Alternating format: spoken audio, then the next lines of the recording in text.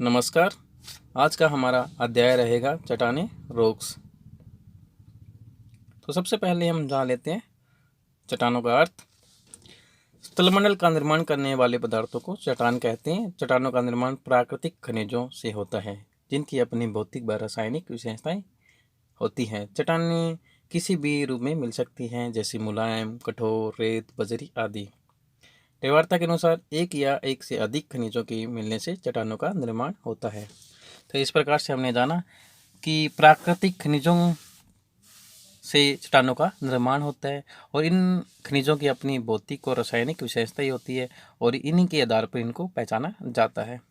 Next, इस diagram से हम देख सकते हैं कि जो चट्टानों का आकार जो होता है वो बड़े पत्थरों से लेकर महीन रेत के रूप में भी हो सकता है। नेक्स्ट, चट्टानों का वर्गीकरण। हमारी धरातल पर प्रमुख रूप से 3 प्रकार की चट्टानें मिलती हैं: आग्नेय चट्टानें, इग्नेस रॉक्स, अवसादी चट्टानें, सेडिमेंट्री रॉक्स, और रूपांतरित चट्टानें, मेटामॉर्फिक रॉक्स। तो सबसे पहले हम जान लेते हैं आग्नेय चट्टानें। आग्नेय शब्द का अंग्रेजी रूप इग्नस लैटिन भाषा की इग्निस से हुआ है, जिसका अर्थ अग्नि होता है। इनका निर्माण भूगर्भ से निकलने वाला लावा के ठंडे होने से होता है। इन चट्टानों का निर्माण पृथ्वी पर सबसे पहले हुआ, इसलिए इन्हें प्राथमिक चट्टानें भी कहते हैं। इन चट्टानों से ही अन्य चट्टानों का निर्माण होता है, यानी कि जो अन्य अवसादी चट्टानें और रूपांतरित चट्टानों का निर्माण भी आग्नेय चट्टानों से होता है। तो इस प्रकार से हमने आग्नेय चट्टानों के अंदर देखा कि इनका निर्माण धरातल से निकलने वाली लावा के धरातल पर ठंडे होने से होता है। तो सबसे पहले हम थोड़ा जान लेते हैं कि लावा और मैग्मा में क्या अंतर होता है। जब लावा धरातल के नीचे होता है और उसके अंदर विभिन्न गैसेस और जलवाष्प होता है तो उसे मैग्मा कहते हैं। जैसे मैग्मा धरातल पे आ जाता है तो उसमें से गैसेस वायुमंडल में विलीन हो जाती है और लावा तरल अवस्था में रहता है। तो इस प्रकार से जब मैग्मा से गैसेस वायुमंडल में विलीन हो जाती है और गैस विहीन जो मैग्मा होता है उसे लावा कहते हैं। नेक्स्ट, इस डायग्राम के माध्यम से हम देख सकते हैं कि किस प्रकार से धरातल से मैग्मा निकलता है, उसके बाद में लावा का रूप लेकर कठोर चट्टानों का रूप ले रहा है। तो इस प्रकार से इन चट्टानों का हम समझ सकते हैं। नेक्स्ट, आग्नेय चट्टानों का वर्गीकरण। आग्नेय चट्टानों का वर्गीकरण कई आधार पर कर सकते हैं। तो सबसे पहले स्थिति के आधार पर आग्नेय चट्टानों का वर्गीकरण। स्थिति के आधार पर आग्नेय चट्टानें 2 रूप में होती हैं: आंतरिक आग्नेय चट्टानें और बाह्य आग्नेय चट्टानें। जो आंतरिक आग्नेय चट्टानें होती हैं वो मुख्य रूप से 2 रूप की होती हैं, जैसे पतालीय आग्नेय चट्टानें, मध्यवर्ती आग्नेय चट्टानें। तो सबसे पहले हम जान लेते हैं आंतरिक आग्नेय चट्टानों के बारे में। आंतरिक आग्नेय चट्टानें, तो इसके अंदर सबसे पहले पतालीय आग्नेय चट्टानें। पतालीय चट्टानों का निर्माण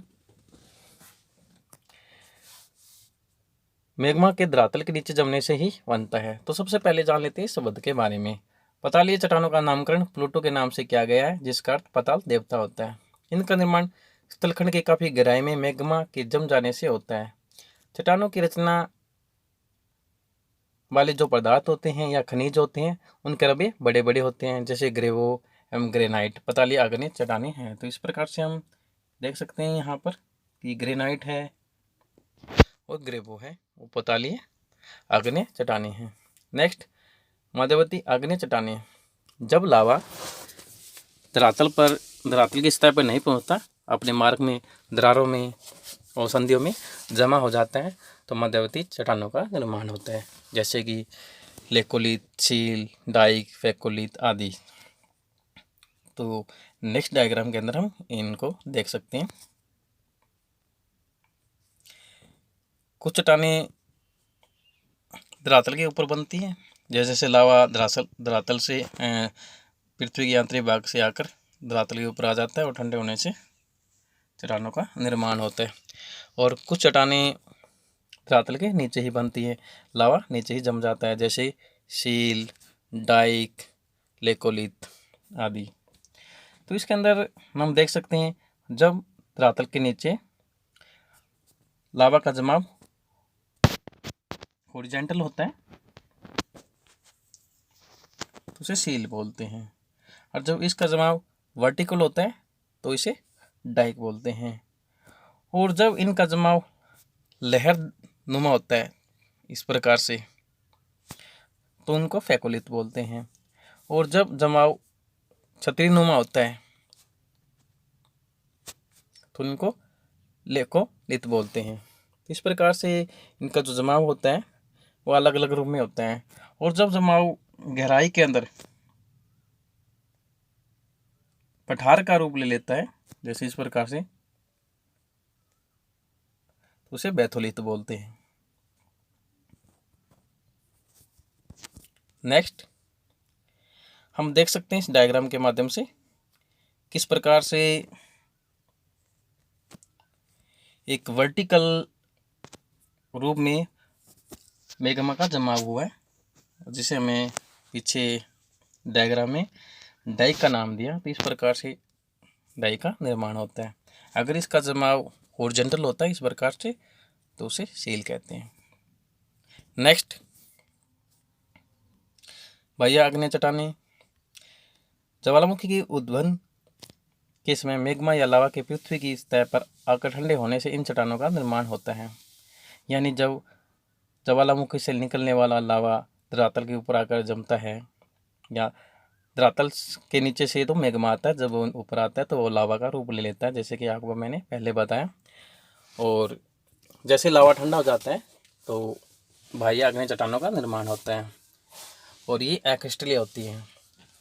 इनके अंदर बेसाल्ट, रायोलाइट, एंडेसाइट आदि चट्टानें मिलती हैं।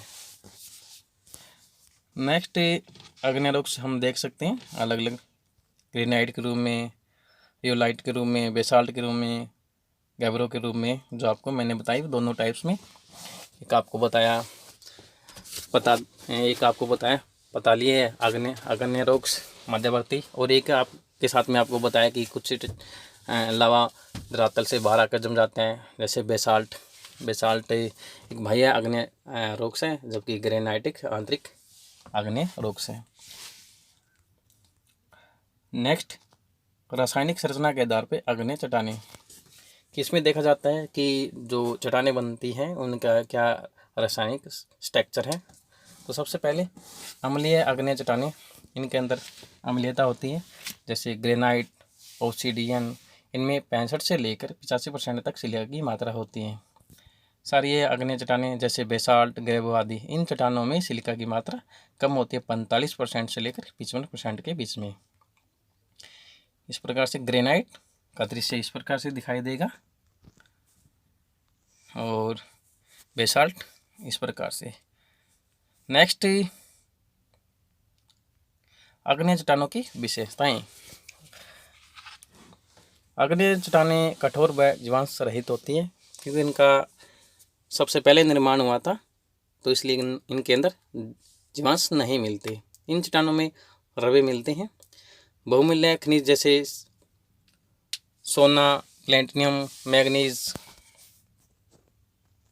यहाँ सोना, प्लेटिनम, मैग्नीज, तांबा, सीसा, जस्ता, लोहा, निकल, क्रोमाइट आदि इन चट्टानों में मिलते हैं। इस प्रकार के बहुमूल्य खनिज, इन चट्टानों पर रासायनिक अपक्षय का कम प्रभाव रहता है।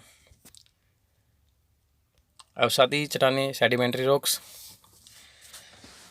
अवसादों का परतों के रूप में जमा होने के कारण इन अवसादी या पर्दा चट्टानों का निर्माण होता है। पृथ्वी के भूपृष्ठ पर 75% भाग पर अवसादी चट्टानों का विस्तार है। परदार होने के कारण इन चट्टानों में जीवांश मिलते हैं, जैसे खनिज तेल, प्राकृतिक गैस, कोयला आदि। इन चट्टानों का निर्माण नदी, हिमनदी, समुद्री तरंगे, पवन, भूमिगत जल आदि से होता है। जैसे कि हम ज्योमोफोलॉजी के अंदर पढ़ते भी हैं, भौतिक भूगोल के अंदर, कि नदी के द्वारा जलोढ़ बनाया जाता है, हिमनदी के द्वारा हिमोड, पवन लोइस का निर्माण करती है। इस प्रकार से ये प्रत्येक के अवसादी चट्टानों के उदाहरण है। इसलिए इन्हें नदीकृत अवसादी चट्टान, हिमकृत अवसादी चट्टान, पवनकृत अवसादी चट्टान, जैसे कि लोइस पवनकृत है, हिमकृत हिमहोड है, नदीकृत जलोढ़ है आदि अवसादी चट्टानों का उदाहरण है। इन चट्टानों में भूमिगत जल भी मिलता है। घर निर्माण की सामग्री इन चट्टानों से मिलती है। अवसादी चट्टानों का वर्गीकरण, क्लासिफिकेशन ऑफ सेडिमेंट्री रॉक्स। तो प्रमुख रूप से देखें तो दो टाइप्स के होते हैं, निर्जीव अपसादी चट्टानें, इनऑर्गेनिक सेडिमेंट्री रॉक्स, जैव अपसादी चट्टानें, ऑर्गेनिक सेडिमेंट्री रॉक्स। तो सबसे पहले जाने थे निर्जीव अपसादी चट्टानें। इनमें वनस्पति या जीव का अभाव रहता है। इन चट्टानों का निर्माण भौतिक व रासायनिक क्रिया से होता है। भौतिक क्रिया में बलुआ पत्थर चट्टान, जिप्सम, बलुआ पत्थर, कंग्लोमरेट एवं चीका प्रदान में सेल और चीका मिट्टी आदि चट्टानें होती हैं। रासायनिक क्रिया से निर्मित सेंधा नमक, जिप्सम या सोरा आदि। जैव अवसादी चट्टानें, इन चट्टानों का निर्माण जीव जंतुओं व वनस्पति के क्षय से होता है। इन चट्टानों में प्रमुख रूप से चूना प्रदान में चूना पत्थर, खड़िया जिसे चाक हम बोलते हैं, प्रबल भित्ति के द्वारा निर्मित चट्टानें तथा कार्बन प्रदान में कोयला आदि। तो इस प्रकार से एक साइड में बलुआ पत्थर देख सकते हैं और दूसरी साइड में हम देख सकते हैं अपसादी चट्टानों के रूप में प्रवाल भित्ति के रूप में प्रवाल द्वीप जिसे हम बोलते हैं। प्रवाल भित्तियों के अनेक टाइप्स होते हैं। तो इस प्रकार से प्रवाल छोटे छोटे जीव होते हैं समुद्रों में और उनका मुख्य भोजन चूना होता है और चूने के गोल में वो रहते हैं और एक प्रवाल के ऊपर दूसरा प्रवाल विकास करता है और धीरे धीरे उमड़ने के बाद उनका ढेर लग जाता है और इस प्रकार चट्टानों का निर्माण होता है। नेक्स्ट, इसी प्रकार से अलग अलग वहीजात कारक जैसे कि पवन के द्वारा निर्मित, नदी के द्वारा निर्मित और हिम नदियों के द्वारा निर्मित चट्टानें जिनका दृश्य हम देख रहे हैं, ये अलग अलग टाइप।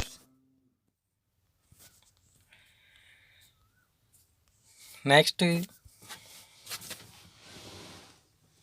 इस प्रकार से नेक्स्ट डायग्राम के अंदर ही हम देख सकते हैं जो कोयला है, ये किस्म से जैविक अवसादी चट्टान है जो पेड़ पौधों के गलने सड़ने से बना है। इसी प्रकार से साइड हमें दिखाई दे रही है पवन के द्वारा निर्मित चट्टान और इस साइड में हम देख रहे हैं हिम नदी से निर्मित अवसादी चट्टान। तो इस डायग्राम के माध्यम से जो हमारा कंसेप्ट है वो कंप्लीट हो जाता है कि किस प्रकार से जो चट्टानें हैं अवसादी वो किस प्रकार से हमें दिखाई देती हैं।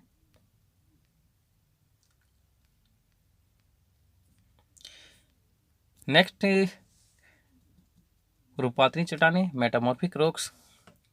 मेटामॉर्फिक ग्रीक भाषा के दो शब्दों के मिलने से बना है। पहला Meta means change, morphic means form.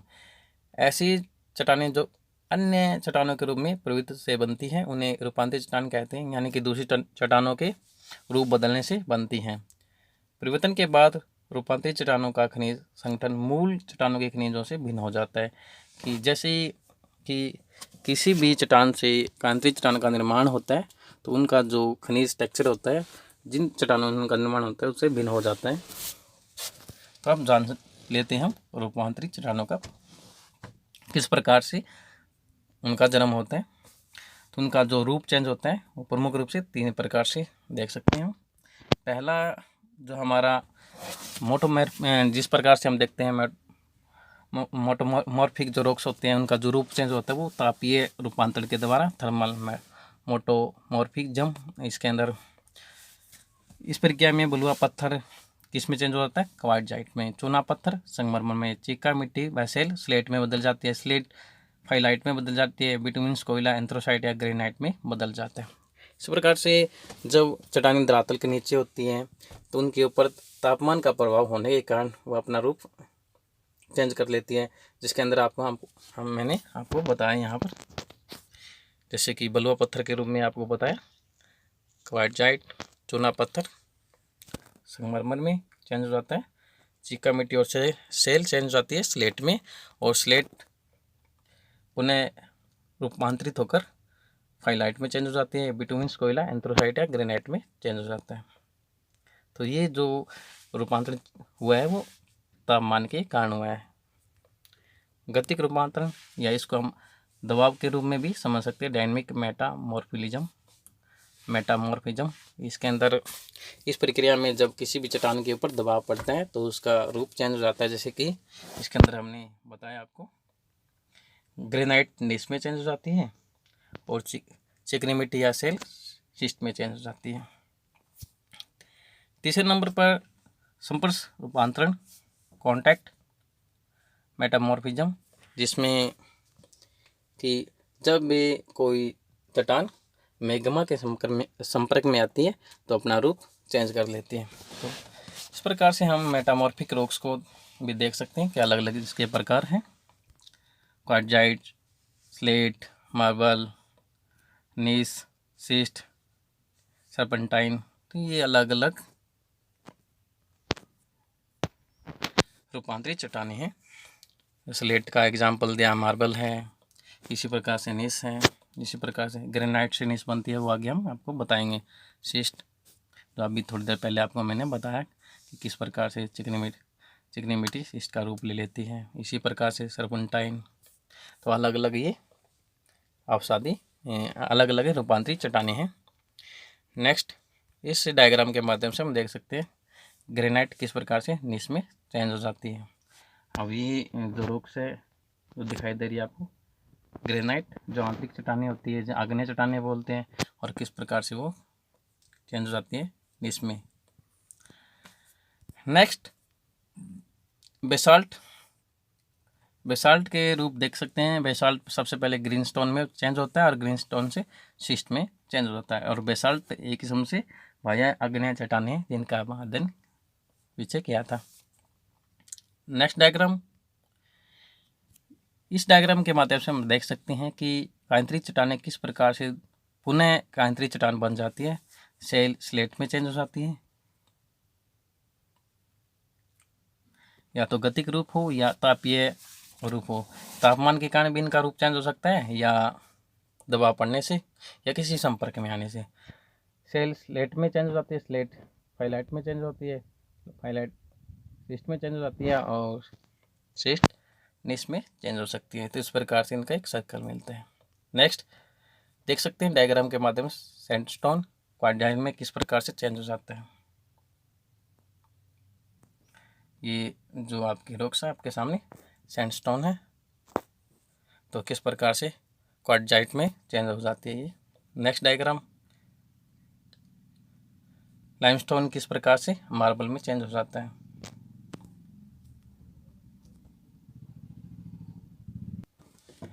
Next, रूपांतरित चट्टानों का आर्थिक महत्व। इन चट्टानों में अनेक महत्वपूर्ण खनिज मिलते हैं, जैसे नीस, ग्रेनाइट, एंथ्रोसाइट, स्लेट, संगमरमर, क्वार्टजाइट आदि। क्वार्टजाइट का प्रयोग कांच उद्योगों में होता है। नीस व संगमरमर का प्रयोग इमारत बनाने में किया जाता है, जैसे ताजमहल का निर्माण भी संगमरमर से हुआ है। स्लेट का निर्माण छप्पर, फर्श और स्लेट बनाने में किया जाता है। चट्टानों का चक्कर, साइकिल ऑफ रॉक्स, जैसे कि हमने पहले भी अध्ययन किया था। सबसे पहले आग्नेय रॉक्स बनती है और इन्हीं से ही हम डायग्राम के माध्यम से देख सकते हैं अवसादी रॉक्स का निर्माण होता है, और अवसादी से मेटामॉर्फिक रॉक्स का निर्माण हो सकता है। मेटामॉर्फिक से सेडिमेंट्री रॉक्स का निर्माण हो सकता है, और सेडिमेंट्री रॉक्स वापसी आग्नेय रॉक्स में तापमान के कारण वो वापसी आग्नेय रॉक्स के अंदर इग्नस रॉक में चेंज हो सकती है, और इग्नस रॉक से चेंज हो सकती है मेटामॉर्फिक में। तो इस प्रकार से इनका एक सर्कल मिलता है। तो फिर एक बार से हम जान लेते हैं, तो इग्निस रॉक्स होती हैं, उसका रूप चेंज होकर या अवहिजात कारकों के द्वारा वो अवसादी में चेंज हो जाती है। अवसादी का रूप चेंज दबाव से या तापमान के कारण, या तो वापसी वो इग्निया रॉक्स बन जाती है, या फिर वो मेटामॉर्फिक रॉक्स से बन सकती है। जैसे कि इग्निया रॉक्स से अवसादी रॉक्स का निर्माण हुआ, या रूप चेंज वापसी तापमान के दबाव के कारण वो वापसी इग्निया रॉक्स बन सकती है, या अवसादी रॉक्स से रूपांतरित चट्टान बन सकती है, और रूपांतरित चट्टान वापसी बहिर्जात कारकों के द्वारा कट छंटने से अवसादी का रूप ले लेता है।